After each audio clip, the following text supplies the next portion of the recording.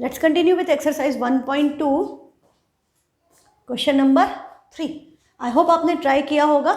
तो सिंपल सा था बेटा, इसमें आपको एलसीएम और एचसीएफ निकालना था and because there were 3 number, तो एलसीएम निकालने के लिए तो हमारे पास प्राइम फैक्टराइजेशन के अलावा कोई मेथड नहीं है ना, 3 नंबर्स का। तो हम यहाँ पर इसको फटाफट कर लेते हैं एक बार क्वेश्चंस को। 12, 15 एंड 21। अब इनका प्राइम फैक्टराइजेशन आप ओरली कर सकते हैं। 12 is 3 4s, 4 is 2 to the power 2, 15 is 3 5s and 21 can be written as 3 7s। अब हमें यदि इनका HCF चाहिए तो HCF क्या होगा तीनों का, यहाँ ब्रैकेट में हमेशा लिखिए 12, 15, 21 इक्वल टू, तीनों में क्या कॉमन है 3, तो HCF is 3। And what about LCM? LCM हम लेंगे, ब्रैकेट पे लिखना मैं हर बार नहीं लिखूंगी बिकॉज इट टेक्स टाइम और फिर हमारे नंबर ऑफ क्वेश्चंस कम हो जाते हैं ना। तो यहाँ पर आपका क्या आएगा, 3 आएगा, 2 स्क्वायर भी आएगा, 5 भी आएगा और 7 भी आएगा। और फाइनली इनको मल्टीप्लाई करके आंसर लिखना है। तो इनको मल्टीप्लाई किया तो हमारा आंसर क्या आया आपका, 2 2 ज़ा 4, 4 5 ज़ा 20, 23 ज़ा 60, 6 7 ज़ा 42। तो ये 420 आ गया आपका एलसीएम। मल्टीप्लिकेशन आप किसी भी ऑर्डर में कर सकते हैं बट इट्स आपका सिंपल है। 2 5 ज़ा 10 होगा तो 10 के टर्म्स में करोगे तो जल्दी हो जाएगा, नहीं तो 7 5 ज़ा 35, 35 2 ज़ा 70 और फिर 2 3 ज़ा 6, 76 ज़ा भी करोगे तो 420 ही आएगा। ठीक, ये फर्स्ट पार्ट। अब सेकंड में आप देखें कि आपका क्या है नंबर, सारे के सारे प्राइम नंबर है। जब सारे नंबर प्राइम नंबर हो 17, 23, 29 all of them are prime numbers, तो प्राइम नंबर का HCF क्या होता है, it is always 1। Prime numbers are co prime with each other, मतलब उनमें कोई कॉमन फैक्टर नहीं है 1 के अलावा, तो उनका प्राइम आपका HCF तो डायरेक्टली आप यदि नंबर्स प्राइम नंबर हैं तो डायरेक्टली आप लिख सकते हो कि इनका HCF क्या हो गया 1, और इनका LCM भी आसानी से निकल जाएगा। LCM क्या होगा, इन तीनों का प्रोडक्ट। LCM के लिए यदि प्राइम नंबर्स हैं, if numbers are co prime, prime number कहें आपस में या नंबर को प्राइम भी हो सकते हैं, जैसे आपका नंबर है 8 and 9। 8 and 9 are also co-prime, they are not prime numbers, both of them are composite। composite मतलब 8 के भी बहुत फैक्टर्स हैं, 9 के भी बहुत फैक्टर्स हैं, है ना, 2 से ज़्यादा फैक्टर्स है। 8 के फैक्टर्स क्या हैं, 1 2 4 एंड 8, 8 के 4 फैक्टर हैं, 9 का 1 3 9, देयर आर 3 फैक्टर्स। तो both this numbers are composite, हमने कल पढ़ा था, भूलना नहीं है सारी बातें। हाँ, कंपोजिट नंबर्स हैं, तो कंपोजिट नंबर हैं but they are co prime. All consecutive number जो एक के बाद एक आते हैं वो सारे के सारे को प्राइम होते हैं, क्योंकि उनमें कोई और कॉमन फैक्टर नहीं होता 1 के सिवा। उसके अलावा जितने भी प्राइम नंबर्स हैं वो सब भी आपस में क्या होते हैं, को प्राइम, क्योंकि उनमें भी 1 के अलावा कोई कॉमन फैक्टर नहीं हो सकता। ठीक है, तो यदि मैंने को प्राइम नंबर्स ले लिए, यदि मुझे क्वेश्चन में मिला कि LCM और HCF निकालो कोई भी 2 नंबर्स का एंड ऐसा found that numbers are co prime, तो बहुत आसान हो जाता है, क्योंकि को प्राइम नंबर का HCF is always 1, they don't have anything other common than 1, 1 के अलावा कुछ कॉमन हो ही नहीं सकता। तो उस केस में आप HCF तो डायरेक्टली लिख दोगे कि HCF क्या हो गया 1, और LCM के लिए क्या करना है, उनमें कोई नंबर कॉमन नहीं है, तो जो नंबर है उनको मल्टीप्लाई कर दो, डायरेक्ट आपका LCM हो गया 8 9 ज़ा 72। कुछ करने की ज़रूरत नहीं है। तो ऐसे क्वेश्चन 1 मार्क में MCQ में आपके आ सकते हैं, हाँ, कि HCF क्या हुआ, LCM क्या हुआ, तो HCF है 1, LCM है 72। अच्छा, अब हम तो एक्चुअली वाला क्वेश्चन कर रहे थे, मैं कंसेप्ट में चली गई। तो आपका इसका HCF क्या हो गया, all this numbers were prime numbers, तो इनका HCF है 1, और इनका हम LCM कैलकुलेट करें तो हमें क्या करना पड़ेगा, 17 मल्टीप्लाइड बाय 23 मल्टीप्लाइड बाय 29, इन तीनों का प्रोडक्ट कर दो, आपका आ जाएगा। अब 17 9 ज़ा 153, 3 कैरी आया 15, 17 2 ज़ा 34, 34 प्लस 15 493 मल्टीप्लाइड बाय 23, 23 3 ज़ा 69 होता है 6, 22 3 4 ज़ा 92 होता है, पर 23 9 ज़ा मुझे भी कैलकुलेट करना पड़ेगा, 9 3 ज़ा 27, 2 9 2 ज़ा 18 और 2 20, 207। वहीं के वहीं उसी वक्त दोबारा क्रॉस चेक कर लिया। कभी भी कैलकुलेशन में यदि आप मिस्टेक करते हो, ये मत सोचो कि मैं जल्दी जल्दी पेपर कर लूँ फिर वापस आके चेक करूँ, ये हैबिट छोड़ दो। आपने अभी की अभी मल्टीप्लाई किया, उसी वक्त दोबारा कर लिया, कभी उसमें बेटा बहुत फ्रैक्शन ऑफ सेकंड, बहुत कम टाइम लगता है, पर हम पूरा पेपर सॉल्व करने के बाद यदि आप सोचो कि अब मैं वापस से आकर के, है ना, बाद में मैं चेक करूँगी, तो क्या होगा कि यदि आपने चेक किया और आपकी एक कैलकुलेशन मिस्टेक पकड़ में आ गई, पहली बात तो आपने उसके लिए स्पेस नहीं छोड़ा है कॉपी में, आपकी कॉपी में देयर इज़ नो स्पेस, आप उसको करोगे कहाँ पर? अब आप काटा पीटी करोगे तो कॉपी अच्छी नहीं दिखेगी, है ना, वो प्रॉब्लम हुई। दूसरी बात, अभी आपने अभी पिछले साल करीब 40 क्वेश्चंस थे, हाँ 10th में। इस साल पैटर्न चेंज होगा तो पता नहीं, बट 30 प्लस ही होते हैं, 36 ऐसे होते हैं, है ना। तो आपका यदि मान लो 30 क्वेश्चंस है और आपको 10th क्वेश्चन में गड़बड़ मिल गई कि आपके 9 तो बिल्कुल करेक्ट है और 10th क्वेश्चन में यू फाउंड आउट कि मेरी कैलकुलेशन मिस्टेक हो गई, तो एक तो आप परेशान हो गए। दूसरा, आपके दिमाग में अब क्या है कि 20 क्वेश्चन और चेक करने को बचे हैं, उनमें पता नहीं क्या हुआ होगा, है ना। यदि उसमें भी गड़बड़ हुई होगी और टाइम, ऑब्वियसली आप पूरा पेपर करके आए हो तो टाइम आपके पास कम बचा है, आपके पास हार्डली आधा घंटा या 20 मिनट या 15 minute, depends on your speed and the paper, difficulty level of the paper and mainly on your speed. और दूसरा, आपकी प्रैक्टिस की, आपने प्रैक्टिस कितनी की, क्योंकि पेपर सारा पढ़ा हुआ आता है, पर जो बच्चे प्रैक्टिस करते हैं वो जल्दी कर लेते हैं, जो नहीं करते हैं उनको उसमें भी टाइम लग जाता है, पढ़ी हुई चीज़ों में भी। तो क्या हुआ कि अब आपके पास 20 क्वेश्चन बचे हैं अनसॉल्व, अनचेक्ड, सॉल्व तो कर चुके हो, अनचेक्ड। आपके दिमाग में टेंशन हो गया कि मेरा यहाँ पे गड़बड़ हो गई, अभी कितना टाइम बचा है। इसलिए हमेशा कैलकुलेशन उसी वक्त दोबारा करो, इसको अपनी प्रैक्टिस में लाइए। This thing will definitely improve your results. आप 100 तक जा सकते हो यदि आप इस चीज़ को अपनी लाइफ में, अपनी हैबिट में डाल लोगे। उसी वक्त दोबारा करना है, ये नहीं कि वापस करके आएँ और टाइम चेक करें। जब आप इस तरह से करोगे यू विल बी श्योर कि आपने कोई मिस्टेक नहीं की है ना। तो ये छोटी छोटी बातें, आई नो कि कैलकुलेशन मिस्टेक्स सबसे ज़्यादा मार्क्स लूज़ करने का रीज़न है मैथ्स में, तो बेटा इस पर ध्यान देना। तो ये 207 आया 9 ज़ा, और ये 3 3 ज़ा 9, अच्छा 23 3 ज़ा 69 था, तो कैरी क्या था 6 ऐड हुआ 13, 2 1 3, 3 आ गया, बचा 21। अब 23 4 ज़ा 92, तो 92 प्लस 21 113, तो आंसर क्या आ गया 11339। This is your LCM of this 3 numbers. Last आपका सिंपल है एकदम, 8 है, 8 can be written as 2 cube, 9 can be written as 3 square and 25 is 5 square. अभी भी आप देखो the numbers are co prime, 2 3 5 तीनों में कोई भी कॉमन फैक्टर नहीं है, तो इनका HCF तो डायरेक्टली क्या हो गया 1। And what about LCM? LCM के लिए इन सबको मल्टीप्लाई कर दो। अब मल्टीप्लिकेशन आपको पता है कि 25 8 ज़ा विल बी 200, 25 4 ज़ा 100 होता है, तो 25 8 ज़ा विल बी 200, तो 200 मल्टीप्लाइड बाय 9 क्या हो गया 1800। डायरेक्टली मल्टीप्लाई करके आंसर, या आप 8 9 ज़ा 72 करोगे तो 72 को 25 से मल्टीप्लाई करोगे तो भी आंसर यही आएगा। That depends on the combinations, how your mind acts, आपके दिमाग में कितना डेटा फीड है उस हिसाब से आप उसको सॉल्व करोगे, ठीक है। Let's move on to the question number 4। ये आई होप आपने ट्राई किया होगा, आ गया होगा आपको। आपको इसमें क्या कंसेप्ट लग रहा है कि LCM into HCF equal to product of two numbers. Numbers are taken as A and B, then I can write A and B, otherwise I should mention, मतलब मैं यदि यहाँ पर ऐसा लिख रही हूँ LCM of A, B into HCF of A, B equal to A multiplied by B, मतलब नंबर्स A और B हैं, उनका LCM और HCF का प्रोडक्ट किसके इक्वल है, उन नंबर्स के प्रोडक्ट के इक्वल। तो हमें LCM HCF गिवन है, और देखो ब्रैकेट में जो दिए हैं वो नंबर्स हैं, ये मत सोचना कि HCF दिया है और LCM पूछा है, नंबर तो दिए ही नहीं, है ना। कई बार बच्चे ऐसे क्वेश्चन पूछते हैं टेस्ट में, इसलिए मैं ऐसी बातें कर लेती हूँ कि मुझे पता है कहाँ कहाँ कन्फ्यूज़न होता है। तो HCF of 306, 657, this is your A, this is your B। तो LCM कैलकुलेट करना है, HCF गिवन है, नंबर गिवन है, तो LCM इक्वल टू क्या हो गया A into B upon HCF। तो हम डायरेक्टली, यदि कम मार्क में है तो हम डायरेक्टली इसमें रिप्रेजेंट कर दें कि LCM equal to A into B, मतलब 306 मल्टीप्लाइड बाय 657, एंड HCF कहाँ आएगा डिनोमिनेटर में, I will directly divide by 9। दूसरी बात, अब ये मल्टीप्लिकेशन है पहले, तो हम ये नहीं करेंगे कि हम पहले मल्टीप्लाई करें और बाद में डिवाइड करें। आपको पता है ये HCF इनका है, इसका मतलब दोनों नंबर 9 से डिविजिबल है, तो आप किसी को भी डिवाइड कर दो, आपकी मर्जी। इसमें 0 है तो कैलकुलेशन ईजी होगी, तो I will divide this one, multiplication आसान हो जाएगा, एक डिजिट 0 है तो। 9 7 ज़ा 63 बचा 2, 9 3 ज़ा 27, 73 आ गया।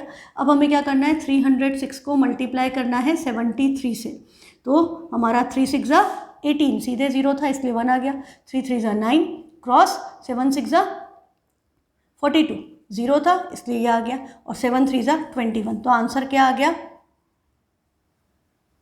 22338। This is our LCM। हो गया। मैं कैलकुलेशन इसलिए बता रही हूँ क्योंकि कई लोगों को कैलकुलेशंस में प्रॉब्लम होती है ना। तो जो भी मेरा लॉजिक्स होते हैं या मेरी जो ट्रिक्स होती है वो आपको भी आइडिया लग जाएगा कि कैसे कैलकुलेशन को सिंप्लीफाई करो। That's why I am doing all this multiplication and divisions what ever is required, है ना। तो ये 22338 आपका क्या आ गया, LCM। अब ये ज़्यादा मार्क्स में आए तो प्रॉपर लिखो फॉर्मूला, फिर A क्या है B क्या है वो मेंशन करो, फिर सब्स्टिट्यूट करो, फिर इधर लाओ, फिर फाइनली आपका LCM answer should be written as LCM of 306, 657 equal to 223338 and the answer should be highlighted complete। जितने भी मार्क्स का है, ज़्यादा का भी है, you will get full marks।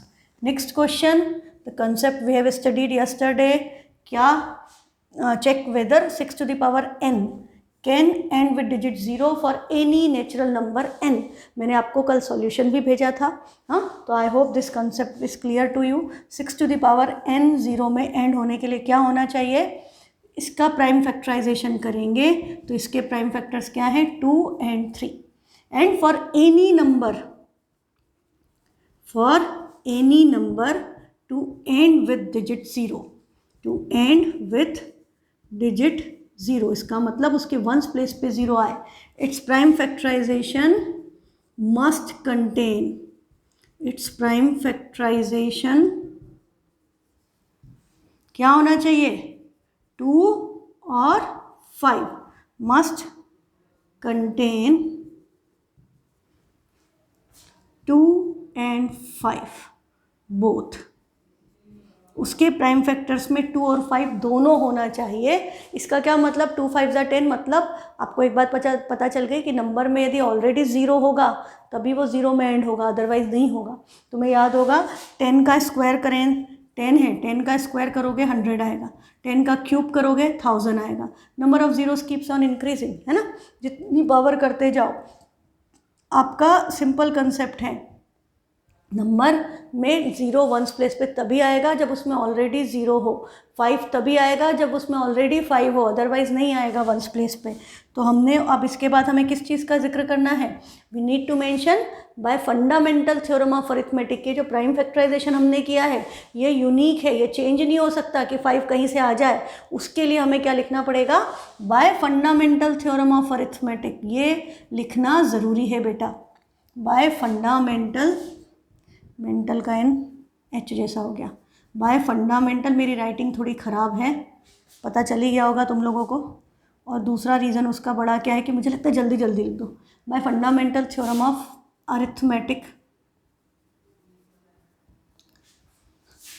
Prime factorization is unique, prime factorization is unique, so 6 to the power n can never end with digit 0। ठीक है, ये आपको स्टेटमेंट इस तरह से है जैसे मैंने भेजे थे उस तरह से। इसमें मतलब ये 2 बातें आना ज़रूरी है कि पहली बात आपने प्राइम फैक्टराइजेशन किया, फिर आपको ये मेंशन करना है, दूसरी बात कि प्राइम फैक्टराइजेशन यदि किसी नंबर को 0 में एंड होना है तो उसके प्राइम फैक्टर्स 2 और 5 होना ज़रूरी है। फिर तीसरी बात, अच्छा मैं यहाँ पे तीसरी बात लिखना भूल गई, तो कि 6 to the power n, prime factorization of 6 to the power n does not contain 5, but 6 to the power n does not contain 5, है ना, कि उसके प्राइम फैक्टर में 2 तो है पर 5 नहीं है, ये लिखना ज़रूरी है। उसके बाद तीसरी बात है, मतलब फर्स्ट थिंग क्या है कि नंबर का प्राइम फैक्टराइजेशन करो, सेकंड चीज़ क्या है कि आप बताओ कि प्राइम फैक्टर्स क्या होना चाहिए नंबर को 0 में एंड होने के लिए। तीसरी बात आप क्या मेंशन करोगे कि इसके प्राइम फैक्टर्स में कौन सा फैक्टर मिसिंग है, जैसे यदि 6 है तो 2 है बट 5 इज़ नॉट देयर। फिर हम क्या लिखेंगे, फोर्थ बात कि फंडामेंटल थ्योरम ऑफ अरिथमेटिक क्या बोलता है, यूनिकनेस ऑफ फैक्टराइजेशन, किसी भी नंबर का फैक्टराइजेशन यूनिक है वो बताता है। तो bye fundamental theorem of arithmetic अब इसमें 5 आ ही नहीं सकता, इसकी पावर आप कुछ भी कर दो 5 नहीं आ सकता। 2 और 3 है तो 2 और 3 ही आएंगे। यदि हमने 6 की पावर 50 ले ली तो हमें 50 टाइम्स 2 मिलेगा, 50 टाइम्स 3 मिलेगा, कहीं से 5 प्रकट नहीं होगा। तो इसका मतलब ये कभी भी 0 में एंड नहीं होगा। Last statement from the question कि it can never end with digit 0, या 5 है तो 5, ठीक है। 5 के लिए क्या होगा, यदि 5 वाला क्वेश्चन आता है तो आप याद रखो किसी भी नंबर को 5 में एंड होने के लिए उसके प्राइम फैक्टर में 5 होना चाहिए और ऑड मल्टीपल होना चाहिए, इवन नहीं होगा। यदि इवन हो गया तो 5 2 10, वो 0 में एंड करेगा, वो 5 में एंड नहीं करेगा। 5 के टेबल में क्या होता है, ऑड प्लेसेस पे 5 के मल्टीपल आते हैं, 5 25 35 45, है ना, और इवन प्लेसेस पे 10 20 30 ऐसे आते हैं 0 वाले नंबर। तो बस ये कंसेप्ट याद रखो। तो ये आपका एक क्वेश्चन बिल्कुल पक्का हो गया ना। अब let's move on to the next concept. तो हमने एलसीएम एचसीएफ वाली बातें हमें आ गई, हमें यूक्लिड्स डिवीजन लेमा के क्वेश्चन आ गए, हमें यूक्लिड्स एल्गोरिदम वाले क्वेश्चन आ गए, और हमें ये वाले क्वेश्चन आ गए एलसीएम एचसीएफ निकालने के, और LCM into HCF equal to product of two numbers. Next हमने कंसेप्ट कर लिया कोई नंबर 0 में एंड होगा या नहीं। अब आपके लिए एक और नया कंसेप्ट है, that is also very simple, और क्वेश्चन इन पे आते हैं। हाँ, ये दोनों क्वेश्चन बड़े इंपॉर्टेंट है, ये भी इस पे भी आता है, बट ये बड़े इंपॉर्टेंट है। हाँ, explain why this are composite numbers. अब जब इस नंबर को आप पढ़ोगे, ये 2 क्वेश्चन है बेटा, यहाँ एंड है। यदि आप इस नंबर को पढ़ो ध्यान से तो क्या लिखा है, 7 × 11 × 13, फिर यहाँ पर एक प्लस का साइन है और फिर से 13 लिखा है। तो हमें क्या पता चल रहा है कि सारे के सारे नंबर क्या है, प्राइम नंबर है। 7 11 13 all numbers are prime number. दूसरी बात आपने क्या ऑब्जर्व की कि 13 प्लस के पहले भी है और 13 प्लस के बाद भी है, ठीक है। तीसरी चीज़ हमें प्रूफ क्या करना है, हमें प्रूफ करना है कि ये नंबर कंपोजिट नंबर है। हाँ, कंपोजिट नंबर अब आपको अच्छे से पता है कि जिसके 2 से ज़्यादा फैक्टर हो वो नंबर कंपोजिट होता है ना। A number which is more than 2 factors is known as composite number. और हर नंबर के 2 फैक्टर क्या होते हैं, एक 1, एक नंबर इटसेल्फ, है ना। एक फैक्टर तो 1 है और एक नंबर खुद है। तो इसके अलावा यदि मैं एक फैक्टर और बता दूं कि 1 होगा और एक जो फाइनल आंसर आएगा वो एक फैक्टर और बता दूं, तो ये क्या बन जाएगा, कंपोजिट। और इस क्वेश्चन का आंसर हमेशा यस होता है कि yes this is a composite number. जैसे उसका हमेशा नो होगा ना कि कभी 0 में एंड नहीं होगा, कभी 5 में एंड नहीं होगा, ऐसे इसका आंसर भी फिक्स है कि ये हमेशा कंपोजिट ही होगा। तो अब देखो इसको करने का तरीका क्या है, इसको करने की हमारा एल्गोरिदम क्या है कि आपको हमने बोला कि आपको यहाँ भी 13 दिख रहा है, यहाँ भी 13, you will find same prime number. जो प्लस के बाद सिंगल नंबर लिखा है वो इधर जो बहुत सारे नंबर्स होंगे उसमें वो कॉमन होगा। तो हम क्या करें, हम उसको कॉमन ले लें। तो हमने 13 दोनों में से कॉमन ले लिया, तो ये क्या बचेगा, 7 × 11, फिर प्लस 13 चला गया तो 1 आएगा, 0 नहीं आएगा। हाँ, जिसको भी कन्फ्यूज़न हो ये याद रखो, यहाँ 1 आएगा क्योंकि वापस मल्टीप्लाई हो तो 13 बनना चाहिए। 0 लिख दिया यदि आपने तो मल्टीप्लाई होकर 0 बन जाएगा। ये बात क्लियर। अब आप देखो कि अब आप इस नंबर को सॉल्व करके जो भी नंबर बन रहा है वो बना दो। तो ये 13 तो एज इट इज़, ये 7 × 11 77 प्लस 1 हुआ, तो ये क्या हो गया 13 × 78, ठीक है। अब ये जो भी नंबर है हम इसको पहले मल्टीप्लाई करके नंबर बना दें। तो 13 8 ज़ा 104, बचा 10, 13 7 ज़ा 91, 91 प्लस 10 इज़ 101। तो ये नंबर क्या है एक्चुअली, दिस इज़ 1014, ठीक है। ये नंबर आपका एक्चुअली क्या है, ये 1014 है। तो 1014 के आपको क्या बताने हैं, 3 factors. You need to prove that 1014 is a composite number, but they have not stated the question कि prove that 1014 is a composite number. क्योंकि यदि ऐसे देते तो आप क्या करते, आप इसका प्राइम फैक्टराइजेशन करने लग जाते कि 2 से डिवाइड किया, अब ये आया 507 आ गया, फिर आप कर देते। तो हम वो इस तरह से नहीं चाहते सॉल्यूशन, वो अभी जिस तरह से हमने किया है, then want that type of solution कि आपका नंबर जो है, ओके ठीक है, अब दिख रहा है। 7 इंटू 11 इंटू 13 प्लस 13, पैटर्न ध्यान रखना, जो भी नंबर प्लस के बाद है वो इधर भी होगा, टेक दैट नंबर कॉमन, जो बचा उसको मल्टीप्लाई किया, इधर 1 आएगा, इसको सॉल्व किया, 77 प्लस 1 मल्टीप्लाई किया 78 इंटू 13, फाइनल आंसर क्या आ गया 1014। अब हमें क्या प्रूव करना है कि 1014 इज अ कंपोजिट नंबर, तो फिर से प्राइम फैक्टराइजेशन नहीं करेंगे, आपको 3 फैक्टर चाहिए। आप देखो सबसे पहले तो 1 आएगा, फिर आपका 1014 आएगा, और आप क्या प्राइम नंबर कॉमन लेके चले थे 13, and because this is a composite number मतलब इवन नंबर है, तो आप यहाँ पर आप चाहें तो यहाँ 2 भी लिख सकते हैं कि it has more than 3 factors. What I need to write अब इसके बाद कि it has 1014 has more than 2 factors, so it is composite number. ये लैंग्वेज बेटा इसमें थोड़ी सी फिक्स होती है, आपके जो क्वेश्चन है आपको अभी पता चल गया होगा रियल नंबर में क्या हो रहा है ना। रियल नंबर में जो आपके थ्योरेटिकल टाइप क्वेश्चन है उनकी लैंग्वेजेस फिक्स है, उनकी एल्गोरिदम फिक्स है कि you need to go like this, आपको यही करना है, तो आप ये स्टेप्स करें, आपको फुल मार्क्स मिलेंगे जितने भी नंबर का, ज़्यादा से ज़्यादा 2 मार्क्स में आता है क्वेश्चन है ना, 1 मार्क 2 मार्क, और कोई स्कूल बहुत ही ईजी पेपर बनाना चाहता है तो 3 मार्क्स में भी दे देता है, अदरवाइज कंसेप्ट इज सिंपल। ठीक, तो ये फर्स्ट पार्ट आपका हो गया। सेकेंड पार्ट इस क्वेश्चन का क्या है कि ओके ये वाला पार्ट है, हाँ ये 7 into 6 into 5 into 4 into 3 into 2 into 1, आपको फोकस किस पे करना है, आपको ढूंढना है प्लस वाला साइन कहाँ है, and what is written after plus, तो प्लस के बाद क्या लिखा है 5, यहाँ पे भी 5 है।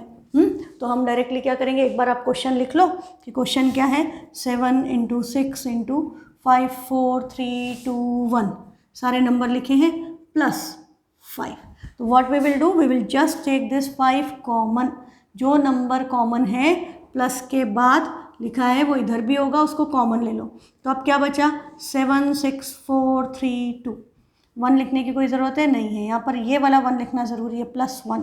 अब इन सबको मल्टीप्लाई कर लो, तो ये क्या आया, आपने इनको मल्टीप्लाई किया, ये आपका 4 3 ज़ा 12 और 6 2 ज़ा भी 12, 12 का स्क्वायर 144 मल्टीप्लाइड बाय 7, 7 4 ज़ा 28 बचा 2।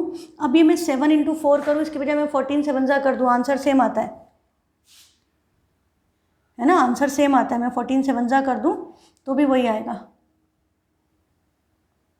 98, 14 7 ज़ा 98, 98 प्लस 2 108, 98 प्लस 2 सॉरी 100, मेरे दिमाग में वो 8 भी मैंने ऐड कर दिया, ऐसे मिस्टेक्स कर लेती हूँ मैं भी ना।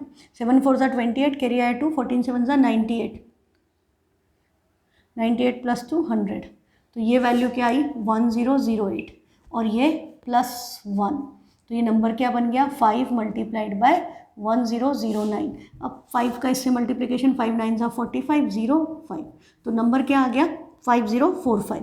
अब हमें क्या बताना है कि 5045 जो है ये कंपोजिट नंबर है, तो हम इसका एक फैक्टर क्या लिखेंगे 1, एक फैक्टर जो प्राइम नंबर हम कॉमन लेके चले थे दैट इज़ 5, और लास्ट फैक्टर हम क्या लिख दें नंबर इटसेल्फ। फिर आपका स्टेटमेंट वही लिख दो कि it has more than 2 factors, so this is a composite number. ठीक है, अब इसी क्वेश्चन में मैं आपको एक चीज़ बताती हूँ कि एक बार क्वेश्चन एक एंसलम में पेपर में ऐसा आया कि जैसे लिख दिया 2 into 3 into 5 into 46 plus 23 is a composite number. Prove that, आगे के डिजिट्स याद नहीं पर मुझे ये याद है 46 प्लस 23। अब यदि आप देखोगे पहली नज़र में तो आपको प्लस के बाद तो 23 दिख रहा है, बट आपको इस साइड कहीं 23 नज़र नहीं आ रहा। ठीक है, पर 46 क्या है, 46 is itself a composite number, तो हम उसका प्राइम फैक्टराइजेशन कर दें, 2 से डिवाइड करें तो 46 एक्चुअली क्या है 46 2 इंटू 23 है, तो ये 3 इंटू 5 इंटू 2 इंटू 23 हो गया, ये प्लस 23 था। तो ऐसा कभी आ जाए एंसलम के अलावा, एंसलम के टेस्ट पेपर के अलावा मैंने कभी नहीं देखा ऐसा क्वेश्चन, पर कभी आपके स्कूल में आ जाए तो आपको ये कंसेप्ट, उसके अलावा अरिथमेटिक ट्यूटोरियल्स के पेपर में मैं बहुत देती हूँ ये क्वेश्चन, मतलब चेंज कर करके, because the concept you should know कि बाय चांस थोड़ा सा हेर फेर कर दिया तो आपको ये भी तो पता होना चाहिए कि 46 कंपोजिट नंबर है, दिस इज डिविजिबल बाय 2, उसको 2 से डिवाइड करते तुम्हें 23 मिल गया, छुपा हुआ था वो, था तो सही पर वो हिडन था, तो हमने उसको ढूंढ लिया कि भाई 23 ये रहा, ये 2 और 23, अब आपका 23 दोनों के पास है। अब normal method what we will do, we will take 23 common, फिर इनका प्रोडक्ट, अभी कम मार्क्स में आए तो आप डायरेक्ट प्रोडक्ट यहीं कर लो, 5 2 10, 10 3 30, 30 + 1 ये क्या हो गया 23 × 31, तो 23 1 23, कैरी आया 1, सॉरी 23 1 23, कैरी आया 2, 23 3 69 + 2 71, तो नंबर क्या हो गया 713, इसके फैक्टर क्या हो गए 1 23 and 713, it has more than 2 factors, so this is a composite number. Concept clear? तो ये भी आपका एक और कंसेप्ट तैयार हो गया रियल नंबर्स का, ठीक है। अब let's move on to last question of this exercise which is word problem based on the concept we have studied. अब देखो, अब आपने एलसीएम भी पढ़ लिया है और आपने एचसीएफ भी पढ़ लिया है, अब आपने एलसीएम एचसीएफ दोनों चीज़ें पढ़ ली है। अब आपकी जो वर्ड प्रॉब्लम्स आएगी एलसीएम एचसीएफ दोनों के कॉम्बिनेशन पर आएंगी, ठीक है। तो ये नहीं है कि यहाँ पर एलसीएम लगेगा एचसीएफ लगेगा, बिना सोचे समझे नहीं कर सकते। जैसे फर्स्ट एक्सरसाइज थी उसमें जब क्वेश्चन था हमें पता था एचसीएफ ही पढ़ा है हमने, तो एचसीएफ ही आएगा आर्मी कॉन्टिजेंट वाले में, है ना। अब यहाँ पर आपने इसी एक्सरसाइज में एलसीएम भी पढ़ा है एचसीएफ भी पढ़ा है, तो आपको यहाँ पर क्या करना पड़ेगा, आपको सोचना पड़ेगा कि इस क्वेश्चन में हमें एलसीएम लेना है या एचसीएफ लेना है। तो अगेन सेम बात आप याद रखें जो मैंने आपको पहले बताई थी कि एचसीएफ हमेशा स्मॉल नंबर होता है, LCM is a number greater than both of them, है ना, या तो one of the bigger number या उन दोनों से बड़ा नंबर होता है। तो जब भी आपको आंसर निकालना है, जो भी कंडीशन दी है, जस्ट थिंक अबाउट दिस कि कोई छोटा नंबर इसको सेटिस्फाई करेगा या बड़ा नंबर सेटिस्फाई करेगा, आंसर स्मॉलर नंबर होना चाहिए या ग्रेटर नंबर होना चाहिए, इस बात के बारे में सोचो, तुम्हें अपना जवाब अपने आप मिल जाएगा कि एचसीएफ निकालना है या एलसीएम निकालना है, ठीक है। अब देखो ये क्वेश्चन कह क्या रहा है, ये क्वेश्चन ये कह रहा है कि आपका एक सर्कुलर पार्क है, ठीक है। इस सर्कुलर पार्क में पाथ अराउंड स्पोर्ट्स फील्ड के आसपास एक सर्कुलर पाथ है और यहाँ पर 2 लोग गाड़ी चला रहे हैं। एक तो है आपकी सोनिया, गांधी नहीं, हाँ सोनिया है, जो 18 मिनट लेती है किसमें, to cover drive 1 round of the field. तो सोनिया को एक राउंड लगाने में 18 मिनट्स लगते हैं। फिर दूसरा बंदा है आपका रवि, तो आपका दूसरा पर्सन है रवि और उसको एक राउंड लगाने में वो कितना टाइम ले रहा है, 12 मिनट्स फॉर द सेम, उसको 12 मिनट लग रहे हैं। अब ये क्या पूछ रहे हैं कि suppose they both start at the same point at the same time, दोनों ने यहाँ से साथ में गाड़ी चलाना शुरू किया, दोनों ऐसे चला करके जा रहे हैं, तो ये वापस स्टार्टिंग पॉइंट पे कब मिलेंगे, स्टार्टिंग पॉइंट ये है आपका, तो ये दोनों वापस यहाँ पर कब मिलेंगे, क्वेश्चन ये कह रहा है। तो अब बेटा एक बात देखो, है ना, ये क्वेश्चन समझ में आ गया। अभी कंसेप्ट समझो, मैंने आपको क्या बोला, या तो हमें एलसीएम निकालना है या एचसीएफ निकालना है, ठीक है। तो हम 18 का ऐसे तो ओरली निकल जाएगा, हाँ, पर 18 इज 6 3 और ये है 6 2 या हम इसको नॉर्मल लिखें ढंग से तो ये 2 × 3 स्क्वायर है, ये 2 स्क्वायर × 3 है। हम प्राइम फैक्टराइजेशन करें तो वो 9 2 दैट इज 6, 3 स्क्वायर × 2, ये आपका 4 3 दैट इज 2 स्क्वायर × 3 है। तो हमको क्या पता चल रहा है कि यदि हम इनका एचसीएफ निकालते तो आंसर क्या आ जाता 6, और यदि हम इसका एलसीएम निकालते तो आंसर क्या आता 18 2 36, है ना, ये तो पूरा आ रहा है और इसमें एक 2 एक्स्ट्रा है, तो आपका 18 2 36 आता। ये आपके पास 2 ऑप्शन है कि एचसीएफ 6 और एलसीएम 36। तो अब एक बात बताओ कि 6 मिनट बाद रवि कहाँ होगा, रवि को 12 मिनट लग रहे हैं पूरा राउंड लगाने में, तो 6 मिनट बाद रवि यहाँ है, he is not at the initial point. हाँ, तो हमसे बात किसकी हो रही है, इनिशियल पॉइंट पे कब मिलेंगे, क्वेश्चन ये कह रहा है, तो वो इनिशियल पॉइंट पे तो है ही नहीं, तो मिलने की तो बात ही नहीं हुई। और यदि हम सोनिया की भी बात करें तो वो 18 मिनट में 3 राउंड लगा रही है, तो 6 मिनट्स बाद सोनिया तो यहाँ है, सोनिया की पोजीशन ये है, रवि की पोजीशन ये है, they will not meet after 6 minutes. तो एचसीएफ का आइडिया तो कैंसिल हो गया। बात समझ में आ गई, आंसर छोटा नंबर नहीं हो सकता। जब भी इस तरह की बात कर रहे हो कि वो राउंड लगा रहे हैं या मॉर्निंग वॉक कर रहे हैं, वो एक स्टेप में इतने सेंटीमीटर वॉक करता है, डिस्टेंस ट्रेवल करता है, तीनों का दे दिया और आपसे पूछा संग में कब करेंगे, मतलब 3 लोग संग में स्टार्ट कर रहे हैं, एट व्हाट टाइम वो उनका वापस से स्टेप संग में पड़ेगी एक जगह पर, तो कब उसमें कभी भी HCF हो ही नहीं सकता, क्योंकि आंसर छोटा नंबर नहीं हो सकता. It has to be a bigger number. It has to be a bigger number, that implies it has to be LCM only. अब 36 मिनट की बात करें तो 36 मिनट में क्या होगा, सोनिया को 18 मिनट लग रहे थे एक राउंड लगाने में, तो 36 डिवाइडेड बाई 18 वो 2 राउंड लगा के यहीं पर आ जाएगी. और रवि को 12 मिनट लग रहे थे, तो रवि 36 डिवाइडेड बाई 12 3 राउंड्स लगा करके, मतलब वो 3 राउंड लगाएगा, वो 2 राउंड लगाएगी और दोनों इसी पोजीशन पे मिल जाएंगे. तो आंसर इज 36 मिनट्स. मिनट्स लिखना भी ज़रूरी है. और फाइनल आंसर आप ये लिखोगे, after 36 minutes they will meet again at the starting point. यदि वर्ड प्रॉब्लम है तो उसको स्टेटमेंट फॉर्म में लिखो, आंसर को हाईलाइट कर दो. और बहुत कम मार्क्स में क्वेश्चन आ जाए तो सीधे 36, फिर इतना सब कुछ करना ही नहीं, सीधे आप LCM और HCF. LCM के लिए भी इस तरह से करने की ज़रूरत नहीं है फिर, हाँ, कि हम उसके प्राइम फैक्टर्स निकालें. 6 3 6 2 6 आ गया दोनों में कॉमन, 3 2 6 6 6 36. HCF चाहिए था तो 6 पता चल जाता है ना, सीधे हमको फैक्टर्स दिमाग में होंगे तो आपका जल्दी हो जाएगा काम. तो इसके साथ हमारी एक्सरसाइज 1.2 ओवर. अब एक्स्ट्रा वर्ड प्रॉब्लम्स हम बाद में करेंगे, हाँ, जिसमें आपको सोचना पड़ेगा कि क्या करें क्या नहीं करें. अच्छा, अब एक और बात, मैंने आपको क्वेश्चंस भेजे थे, उसमें एक क्वेश्चन ये था कि A = BQ + R में यदि A is less than B, इनमें से कौन सा नंबर 0 होना चाहिए. हाँ, which of this necessarily must be 0. तो बेटा यदि देखो सिंपल, यदि मैं 2 को डिवाइड कर दूँ 3 से, 2 is smaller than 3, I have taken A as 2 and B as 3, तो क्वेश्चन क्या आएगा, डेसिमल में नहीं जाना है आपको पता है, तो क्वेश्चन विल बी 0. तो Q विल बी 0, रिमाइंडर क्या आ जाएगा, रिमाइंडर 2 ही आ जाएगा.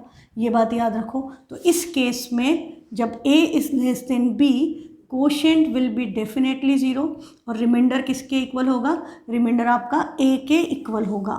ये कंसेप्ट क्लियर, ठीक है. ये आपका क्वेश्चन हो गया. दूसरा एक क्वेश्चन आपका था HCF of smallest prime number and smallest composite number. HCF of smallest prime number, smallest prime number is 2 और स्मॉलेस्ट कंपोजिट नंबर आपका क्या है 4. तो हम इनका यदि HCF लेंगे तो 2 और 4 का HCF क्या आएगा, इट विल बी 2. और यदि हमें इसका LCM बोल दिया तो LCM क्या आएगा 4, 8 नहीं आएगा. 2 4 8 नहीं करना है, हाँ, कई बच्चे ऐसे ही कर लेते हैं मल्टीप्लाई करके, तो वो नहीं होगा. 2 और 4, L2 4 का मल्टीपल है ना, 4 2 का मल्टीपल है, 2 उसका 4 का फैक्टर है, तो उस केस में LCM is the bigger number. LCM क्या आ जाएगा 4. अच्छा, मैंने कुछ क्वेश्चन आपको इस तरह के दिए थे कि 2 के 3 के 4 के, हाँ, मुझे एग्जैक्टली अभी क्वेश्चन याद नहीं, मैं उसको लगाना भूल गई. तो के 2 के 3 के 4 के टाइप के क्वेश्चन हैं. अब आपको बोला इनका HCF निकालो, तो इन सब में कॉमन क्या है, के. हाँ, के अलावा कुछ कॉमन नहीं, बाकी नंबर अलग है 1 2 3 4. तो HCF क्या आएगा जो सबके पास हो, तो इस केस में HCF क्या आएगा, HCF विल बी के. पर यदि हमें इनका LCM लेना है, जैसे M वाला क्वेश्चन था, तो LCM क्या हो जाएगा, इन के तो आएगा ही आएगा. अब ये 2 3 4 का LCM जो होगा वो आप ले लो, तो 2 4 में आ गया, 4 3 12, तो आंसर क्या आएगा 12K. और यदि 5 होता तो 12 5 60K. सेम क्वेश्चन M में आते हैं, सेम क्वेश्चन K में आते हैं, and this is very important concept. 1 mark में ऐसे क्वेश्चन बहुत ज़्यादा एग्जाम में आते हैं, ठीक है. अब हम 1.3 के बजाय हम डायरेक्टली जंप करेंगे एक्सरसाइज 1.4 के कंसेप्ट पे, क्योंकि अभी टाइम कम बचा है. इसमें आपकी ये एक्सरसाइज मतलब कंसेप्ट क्लियर हो जाएगा. 1.3 में हमको फ्रेश माइंड की ज़रूरत है, इरेशनलिटी प्रूव करनी है नंबर्स की. तो हमारा सिंपल क्या है, revisiting rational numbers and their decimal expansion. आपने रेशनल नंबर का डेसिमल एक्सपांशन 9th में पढ़ा है. वो 2 टाइप का होता है. एक क्या होता है, टर्मिनेटिंग, मतलब जब हम डिवाइड करते हैं आपका रिमाइंडर 0 हो जाता है और डेसिमल एक्सपांशन टर्मिनेट हो जाता है. और दूसरा क्या होता है कि रिमाइंडर 0 नहीं होता है पर रिपीट होने लग जाता है. तो हमने वो बार वाले क्वेश्चन पढ़े थे कि जैसे 1/3 को डिवाइड करें तो आपका क्या हुआ, 1 डिवाइडेड बाई 3, 3 3 डेसिमल लग के 3 3 9, रिमाइंडर क्या आ गया फिर से 1. अब हम फिर से करेंगे तो 3 3 3 3 आता जाएगा, जिसको हम क्या लिख देते हैं 0.3 बार. ठीक है. अब ऐसे ही नंबर्स को हमको इसमें क्या करना है, हमको ये पता करना है बिना डिवाइड किए कि नंबर का डेसिमल एक्सपांशन कैसा है, टर्मिनेटिंग है, नॉन टर्मिनेटिंग, रिपीटिंग है. और यदि है तो बिना डिवाइड किए हमको नंबर्स को डेसिमल में कन्वर्ट करना है. That's the concept which we are going to study in exercise 1.4. ठीक है. तो बेटा इसमें सिंपल है, आपको उन्होंने कुछ एग्जाम्पल्स दिए हैं जैसे 0.375 एक ऐसा नंबर है, this is a terminating number, है ना। आपका है 0.104 टर्मिनेटिंग है, ये भी टर्मिनेटिंग है, ये भी टर्मिनेटिंग नंबर है। अब आपको ये डेसिमल में लिख दिए, हमको यदि बोला कि इनको रैशनल नंबर में कन्वर्ट करो, तो आपको क्या पता है कि डेसिमल हटा के जितने प्लेसेस थे उतनी ज़ीरो लगा देना है, 1 के पीछे, तो ये 1000 हो गया। 1000 can be written as 10 cube. यहाँ पे भी 3 प्लेसेस है तो यहाँ भी 1000 हो गया, which can be written as 10 cube. यहाँ पे 4 थे तो यहाँ 10,000 हो गया, 10 टू द पावर 4। यहाँ भी 4 है तो 10,000, 10 टू द पावर 4। हमने इन सबको किस में कन्वर्ट कर दिया? रैशनल नंबर में। अब आप देखो कि ये जो डिनोमिनेटर में नंबर हैं सबके अपॉन में क्या, ये सारे नंबर टर्मिनेटिंग थे, सबके डिनोमिनेटर में क्या आया? 10। और आपको पता है 10 से डिवाइड करो तो नंबर का डेसिमल शिफ्ट हो जाता है। अब मैं इसको 10 से डिवाइड करूँगी तो डेसिमल शिफ्ट हो जाएगा 4 प्लस, और वापस वही नंबर बन जाएगा। बट 10 के प्राइम फैक्टर्स का क्या? What are the prime factors of 10? तो 10 के प्राइम फैक्टर्स तो हमको पता है कि 2 और 5 होते हैं। तो इसका मतलब हम इसको क्या लिख सकते हैं? 10 cube can be written as 2 cube into 5 cube. मतलब 10 की जगह हम क्या लिख देंगे? 2 इंटू 5। 10 का क्यूब था तो इस पूरे ब्रैकेट का क्यूब होगा, तो which can be written as separately exponent का ला, x इंटू वाई की power m, which can be written as x into Y to the power m को हम लिख सकते हैं x की पावर m इंटू वाई की पावर m। तो हम इसको 2 क्यूब इंटू 5 क्यूब लिख सकते हैं। अब आप देखो कि यहाँ पर अपने न्यूमरेटर का भी यदि प्राइम फैक्टराइजेशन कर दिया तो ये 5 क्यूब से 5 क्यूब कैंसिल, तो ये नंबर क्या बचा? ये आपका को प्राइम फॉर्म में आ गया, HCF1 3/2 क्यूब, मतलब ये 3/8 है। 3/8 का डेसिमल एक्सपांशन क्या हो गया? 0.375। सिमिलरली यदि हम इसको भी करें कि इनके फैक्टर्स निकाल के कॉमन फैक्टर्स कैंसिल करें, HCF1 करें, तो ये आपका 13 इंटू 13 8 ज़ा 104 है, 13 इंटू 2 क्यूब, ये आपका 2 क्यूब कैंसिल, ये बचा 13/5 क्यूब, मतलब दिस इज 13/125। ठीक है, उसको यदि हम डिवाइड करते तो हमारा ये आंसर आता। सिमिलरली हम इसको करेंगे तो ये आपका 7 इंटू कॉमन फैक्टर कैंसिल करके they have written final answer. ठीक है, 5 क्यूब होगा तो 125 होगा, मतलब 5 क्यूब और ये 5 क्यूब कैंसिल कर दिया इन्होंने, 125 और ये लिख दिया। ऐसे ही इसको भी किया तो ये आपका फाइनल आंसर बचा। तो अब आप एक बात देखो क्या, कि हमारा जो भी डेसिमल एक्सपांशन इन नंबर्स को हमने लिखा, दिस इज 3/8, 3/8 इज 3/2 क्यूब, और इसको हमने 5 से मल्टीप्लाई कर दिया, मतलब 2 क्यूब आया, इसके अपॉन में 5 क्यूब है, इसके अपॉन में 2 की पावर 4 इंटू 5 है, इसके अपॉन में 5 की पावर 4 बची है। जब हमारे नंबर रेशनल नंबर इस फॉर्म के थे तो उन सब का डेसिमल एक्सपांशन कैसा था? हमने स्टार्ट किससे किया था? डेसिमल नंबर से, विच वर टर्मिनेटिंग। तो इन सब का decimal expansion is terminating.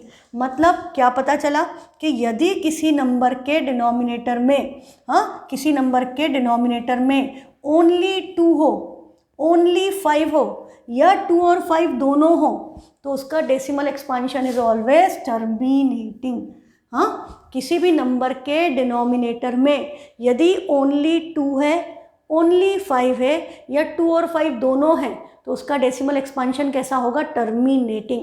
This is very important theorem. इससे हम क्या है, नंबर देख करके बता सकते हैं, सिर्फ उसके डिनोमिनेटर का प्राइम फैक्टराइजेशन करके, कि ये टर्मिनेटिंग है या नहीं है। और यदि 2 और 5 के अलावा कोई और प्राइम नंबर आ गया तो उसका डेसिमल एक्सपांशन कैसा होगा? रेशनल नंबर का 2 ही टाइप का था, एक टर्मिनेटिंग था, दूसरा नॉन टर्मिनेटिंग रिपीटिंग था। तो उस केस में उसका डेसिमल एक्सपांशन कैसा हो जाएगा?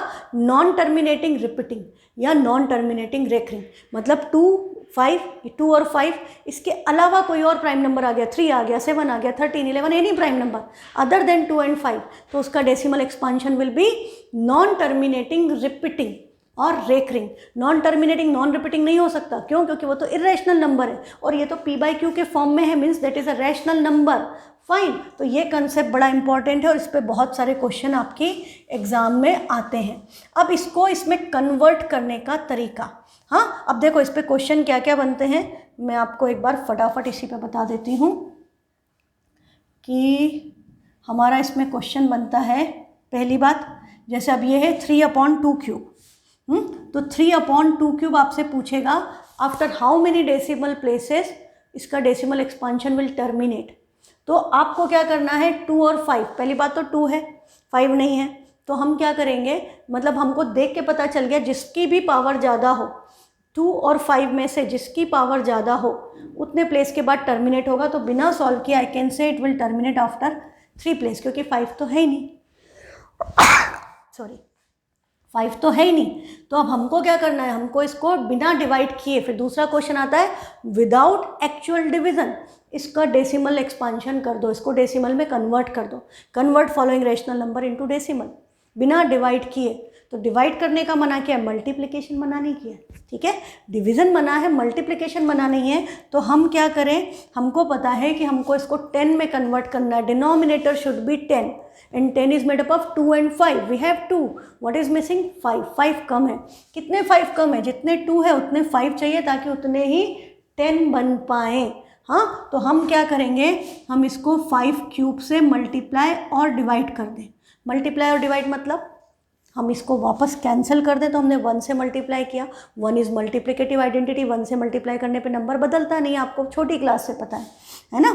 तो अब ये आपका क्या हो गया, ये नंबर बन गया, मतलब ये कैंसिल नहीं करना है, सिर्फ मल्टीप्लाई करना है, आपको कैंसिल नहीं करना है, आपको सिर्फ मल्टीप्लाई करना है। तो अब डिनोमिनेटर में देखो 2 का क्यूब 5 का क्यूब, इसका मतलब ये 2 इंटू 5 का क्यूब हो गया, इसका मतलब ये 10 का क्यूब हो गया। तो डिनोमिनेटर में मैंने 10 में कन्वर्ट कर लिया। अब न्यूमरेटर में मुझे क्या करना पड़ेगा, इसका प्रोडक्ट निकालना पड़ेगा। तो ये तो 3 है एंड 5 का क्यूब क्या होता है 125, 5 5 ज़ा 25, 25 5 ज़ा 125, 3 से मल्टीप्लाई करें, 3 5 ज़ा 15, कैरी 1, 12 3 ज़ा 36 और 1 30, 5 3 ज़ा 15, कैरी 1, 12 3 ज़ा 36, 1 37, तो दिस इज़ 375, ठीक है। अब डिवाइड किससे है, 10 क्यूब से। तो अब डेसिमल कितने प्लेस छोड़ के लग जाएगा 3, तो आंसर वही आएगा 0.375। तो आपके क्या हो गए, 2 क्वेश्चन। पहली बात कितने प्लेस के बाद टर्मिनेट होगा वो बताना, दूसरा उसको डेसिमल में कन्वर्ट करना without actually division, without actually dividing. Clear, तो ये आपका एक पार्ट हो गया। अब दूसरे में देखो, इसमें क्या है 5 क्यूब है, हाँ 5 क्यूब है मतलब 2 नहीं है। पहली बात तो 5 की पावर 3 है, तो 5 और 2 में जिसकी पावर ज़्यादा उतने प्लेस के बाद टर्मिनेट होगा। फिर तो हमको पता चल गया it will terminate after 3 places of decimal. फिर दूसरा क्वेश्चन क्या है, किससे मल्टीप्लाई करना पड़ेगा, ऐसे भी पूछ लेते हैं। तो हमको इसको किससे मल्टीप्लाई करना पड़ेगा, जितने 5 है उतने 2 चाहिए। तो 5 क्यूब है तो 2 क्यूब से मल्टीप्लाई एंड डिवाइड। और डिनोमिनेटर में अब आपको पता है बिना सोचे समझे क्या बनेगा 10 क्यूब, और न्यूमरेटर में 2 का क्यूब 8 और 13, तो 13 8 ज़ा क्या होता है 104, तो ये क्या हो गया 104 डिवाइडेड बाय 10 क्यूब, और डेसिमल 3 प्लेसेस शिफ्ट कर दें तो आंसर क्या आ गया 0.104। I hope the concept is clear. This is very simple concept and very important for examination point of view. Next है आपका, अब इसमें क्या हुआ, इसमें दोनों हैं, हाँ इसके पास 80 था, 80 16 5 ज़ा 16 इज 2 to the power 4। अब यहाँ पे बेटा 2 की जितनी पावर्स और 5 की जितनी पावर, एटलीस्ट 5 6 तक, 2 की पावर 5, 2 की पावर 6, 5 की पावर 5 तक याद रखो, तो कैलकुलेशन जल्दी होगी। तो ये 2 की पावर 4 5 है, यहाँ पर 2 और 5 दोनों है, तो है तो टर्मिनेटिंग। अब चक्कर क्या है, कितने प्लेस के बाद, तो भाई 2 की पावर तो है 4 और 5 की पावर कितनी है 1, तो कितने प्लेस के बाद टर्मिनेट होगा, जिसकी पावर ज़्यादा, it will terminate after 4 places of decimal, पहला आंसर। दूसरी बात, अब मुझे इसको कन्वर्ट करना है तो किससे मल्टीप्लाई करें, हमको क्या पता है दोनों की पावर सेम करनी है। अभी तक क्या था 2 और 5 थे ही नहीं, यहाँ पर 2 भी है 5 भी है, तो 4 और 1 का डिफरेंस क्या है 3, तो हमें 5 की कितनी पावर चाहिए 3, तो हम इसको मल्टीप्लाई एंड डिवाइड किससे करेंगे 5 क्यूब से। Base same, multiplication powers add हो जाएगी, तो 5 इंटू 5 क्यूब क्या बन जाएगा 5 की power 1 + 3 which is 5 to the power 4, और 2 की पावर 4 इंटू 5 की पावर 4 क्या बन जाएगा 10 to the power 4। तो नेक्स्ट स्टेप में ये आपका क्या हो गया 10 की पावर 4, न्यूमरेटर में 7 है और 5 क्यूब क्या होता है 125, मल्टीप्लाई कर लो, 7 5 ज़ा 35, 3 12 7 ज़ा 84 और 3 87, दिस इज 875 एंड डिवाइड किससे है 10 to the power 4, 104 नहीं है 10 to the power 4 है, सही तरह से लिखना नहीं तो गड़बड़ हो जाएगी। तो डेसिमल 4 प्लेसेस छोड़ के, अब डिजिट्स कितनी है 3, तो आगे एक 0 लगा देंगे और फिर डेसिमल लगा के एक और 0 लगा देंगे, तो ये आपका कन्वर्ट हो गया। क्लियर, तो ये बड़ा इंपॉर्टेंट कंसेप्ट है बेटा, इस पे क्वेश्चन आते ही आते हैं, हाँ वो 1 मार्क में भी आते हैं, 2 मार्क्स में भी आते हैं, बहुत क्वेश्चंस आते हैं। तो ये जो था आपका फाइनली ये क्या आया था 14588 अपॉन 625, दिस इज 2 की पावर 5 की पावर 4, तो 5 की पावर 4 है तो कितने प्लेस बाद टर्मिनेट होगा 4, क्या मिसिंग है 2, तो इसको जितने 5 है उतने 2 चाहिए, तो हमने इसको 2 की पावर 4 से मल्टीप्लाई किया। अब यहाँ देखो 2 की पावर 2 ऑलरेडी थी और हमने इसको 2 की पावर 4 से मल्टीप्लाई किया, base same, multiplication powers add हो गई, तो 4 + 2 क्या हो गया 2 की power 6 into 7 into 521 divided by हो गया 10 टू द पावर 4। अब आप इस नंबर को मल्टीप्लाई कर लो, आपका ये आंसर आ जाएगा और डेसिमल शिफ्ट कर दो। Concept clear? तो अब इससे हमारे जो थ्योरम्स निकले हैं वो हम देख लें। Let x be a rational number, जो भी दिया था आपको, उस decimal expansion terminating decimal expansion है, then x can be express in the form of p by Q.